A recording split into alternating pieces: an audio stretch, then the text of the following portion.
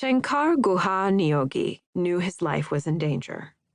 A charismatic trade unionist, Niyogi had refused to go into hiding, but he agreed to move and set up a new home and office in Bhilai, an industrial city in the mineral-rich region of Chhattisgarh. Early in the morning on September 28, 1991, two men on a red Suzuki motorcycle pulled up alongside Niyogi's building while he was sleeping under mosquito netting in a room on the ground floor. One of the men propped open a window, leaned in, and shot Niyogi 6 times. Then he fled with his companion on their motorcycle.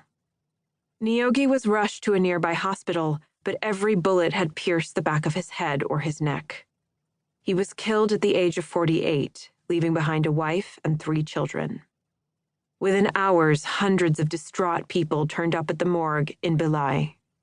The next day, Niyogi's body was returned to his family in the mining town of Dali Rajara for cremation. More than 100,000 mourners, grief-stricken, outraged, and stressed, poured in from across the Indian heartland. They came from factory towns and labor camps, slums and villages, farms and forests. The hills of the surrounding region were populated by millions of Adivasis, members of India's so-called scheduled tribes, whose lives had been measurably improved by the decades-long work that Niyogi was doing in the region. The local press described him as the uncrowned king of 10,000-odd workers in the Durg-Bhilai industrial belt. Indigenous leaders called him the Gandhi of Chhattisgarh. His death marked an end to one of the most hopeful chapters in the history of the Indian labor movement. In the weeks and months prior to his assassination, Niyogi had been leading a strike among the workers of a major steel plant, part of a wider campaign for living wages, more permanent jobs, and the right to unionize. His ideas and methods had grown into a mass movement, which came to be known under the umbrella organization called the Chhattisgarh Mukti Morcha, or the Chhattisgarh Liberation Front.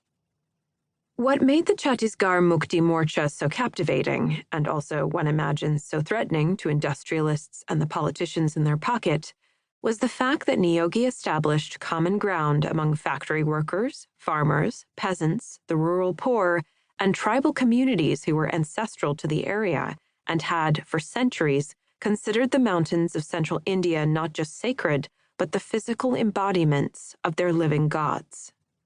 If Niyogi led a strike in a steel plant that succeeded, then the Steelworkers Union would contribute to a campaign for the rights of indigenous tribes.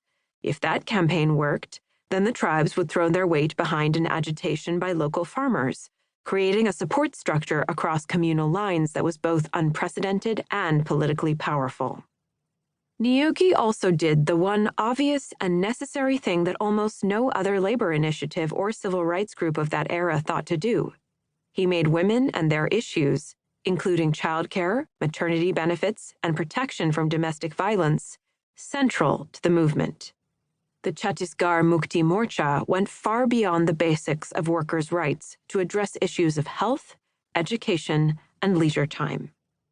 After Niyogi's death, his wife Asha, herself a miner, publicly accused 9 prominent industrialists of ordering his assassination.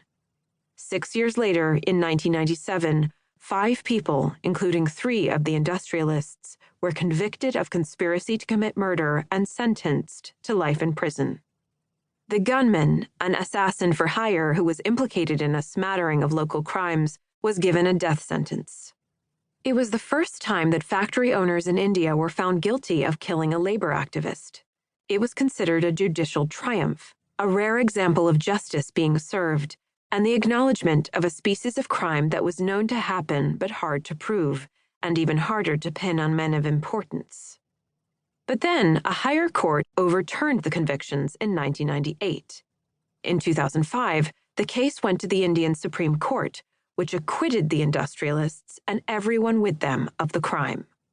Only the gunman, thought to have carried out the killing for a very small sum of money, was jailed for life.